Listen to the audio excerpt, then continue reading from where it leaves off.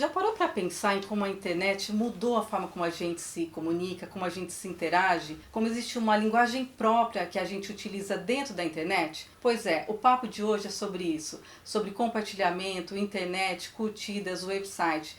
Nós estamos aqui justamente usando a rede para nos comunicar. E aí nós vamos falar sobre tecnologia, cultura e como essa cultura vai se renovando com os avanços tecnológicos. Meu nome é Isabela, eu sou do grupo Atopus e eu e minhas colegas vamos falar sobre esse assunto tão importante que é a cybercultura no mundo contemporâneo. Para começo de conversa, é importante explicar que com a internet surge também um meio de comunicação dentro da rede de computadores. E esse meio de comunicação é chamado de cyberespaço ou ciberespaço. E em meio a esse cyberespaço surge a cybercultura ou cibercultura. Quando falamos de cybercultura, estamos falando das novas práticas, os novos costumes que surgiram com a adoção dessas tecnologias ligadas à internet. Então, quando falamos de criar um perfil, enviar e-mail, de fazer uma videoconferência, de curtir, quando falamos de algoritmo, de compartilhamento, todo esse universo, esse novo vocabulário faz parte dessa cultura, que é a cybercultura. Quando o assunto é cybercultura, tecnologia, educação, um dos maiores nomes é o filósofo Pierre Levy.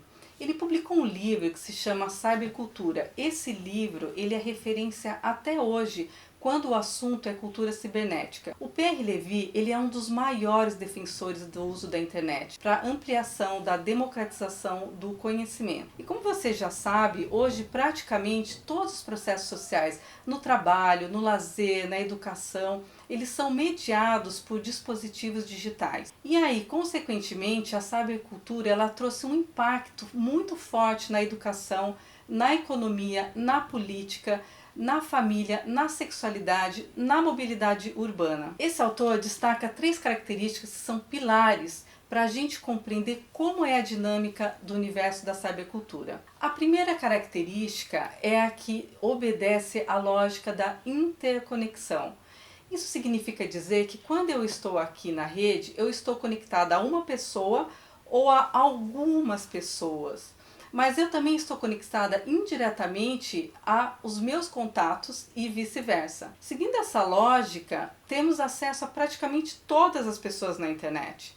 Ou seja, nós levamos na nossa bagagem todas as nossas conexões. A segunda característica é a formação de comunidade.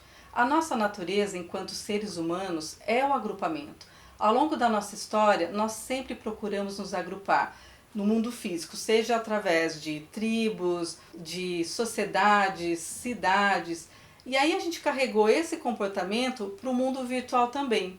Então, por exemplo, nós nos agrupamos por interesses, por afinidades. No Facebook a gente tem os grupos, no WhatsApp a gente tem os grupos de família, de amigos, de trabalho.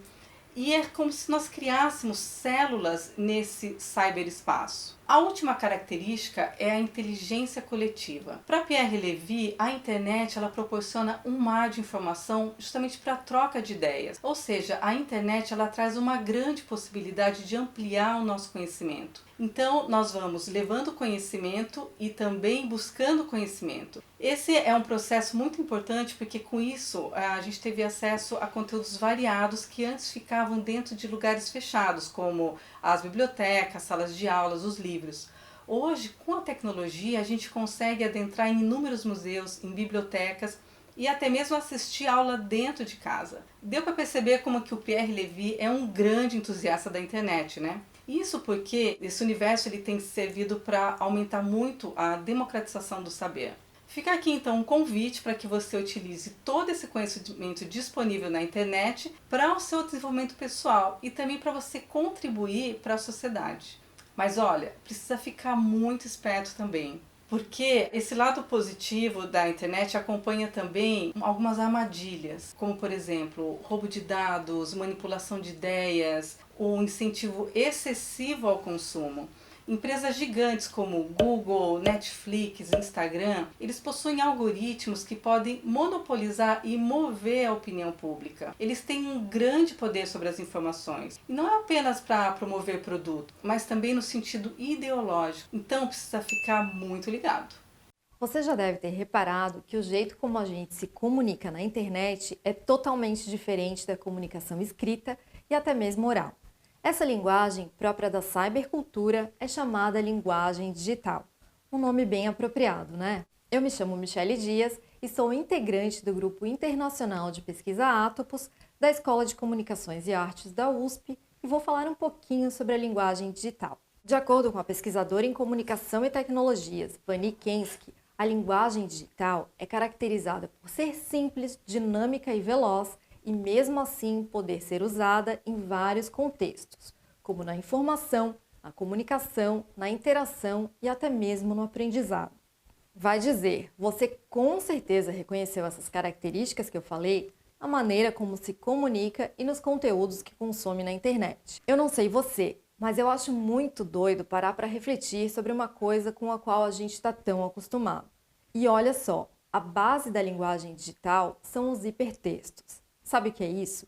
Hipertextos são documentos interligados que trazem informações variadas sobre um determinado assunto, como se fossem páginas sem numeração.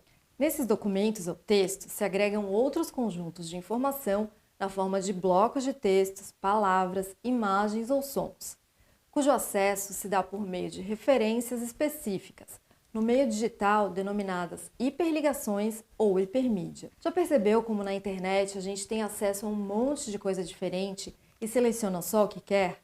Pois é, em um hipertexto ou hipermídia, a gente não precisa ler ou ver tudo o que aparece na tela para depois seguir em frente. A gente tem autonomia de saltar entre vários tipos de dados e até encontrar a informação de que precisamos.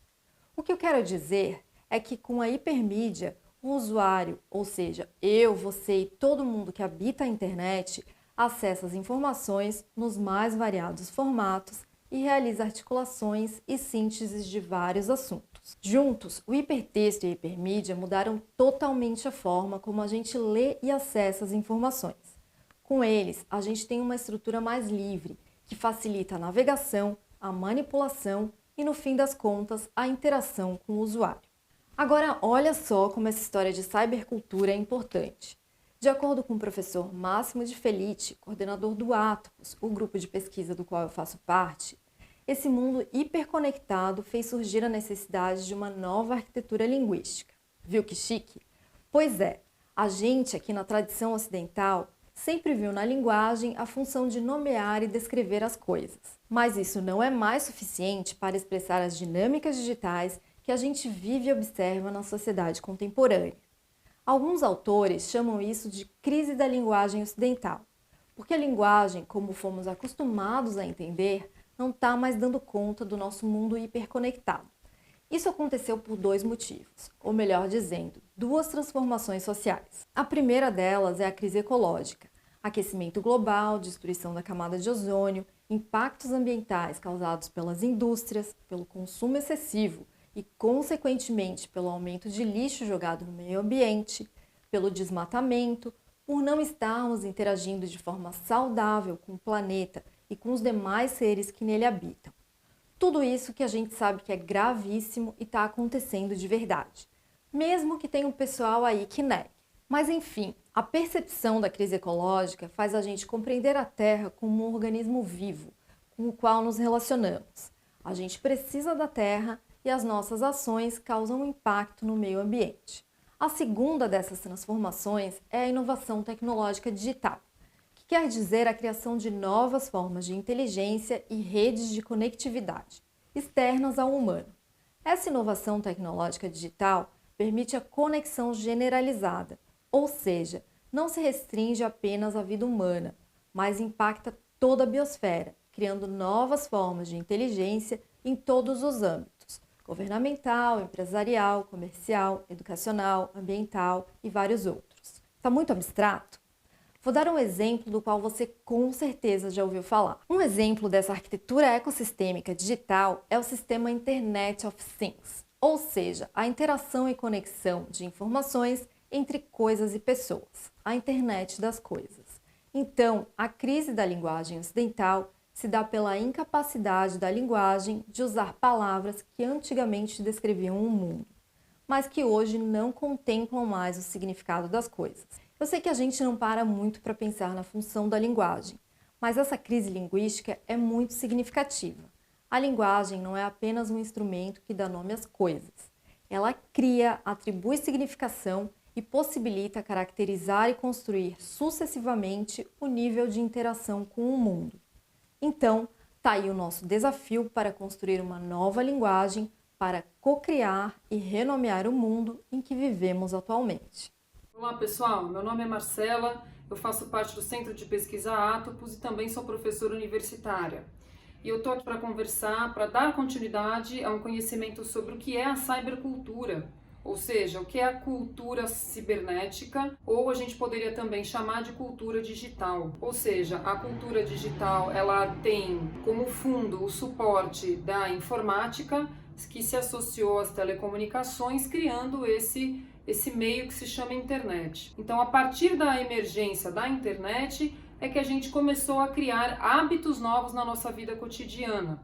Os computadores deixaram de ser apenas máquinas para executar tarefas relacionadas ao mundo do trabalho, ao mundo da ciência, e passou também a ser uma máquina social. Dessa forma, vocês já viram que existe uma linguagem especial que é digital e, portanto, de base numérica, que permite que a gente coloque qualquer conteúdo, que a gente transforme qualquer conteúdo para essa linguagem de internet, com os códigos binários que a gente chama. A internet, ela pode ser entendida também a partir das suas versões, que é um termo, uma terminologia criada por Tim O'Reilly, que é um empresário de tecnologia da Califórnia, que, pensando nessas possibilidades de desenvolvimento da internet, diferencia o Web 1.0, 2.0 e 3.0. A Web 1.0 é aquele primeiro momento ali dos anos 90 e poucos aqui no Brasil, em que a gente tinha apenas a web funcionando como um repositório banco de dados, que disponibilizava informação. A Web 2.0 já é a web em que essas informações passaram a ser móveis dentro da própria linguagem da internet, possibilitando que o usuário comum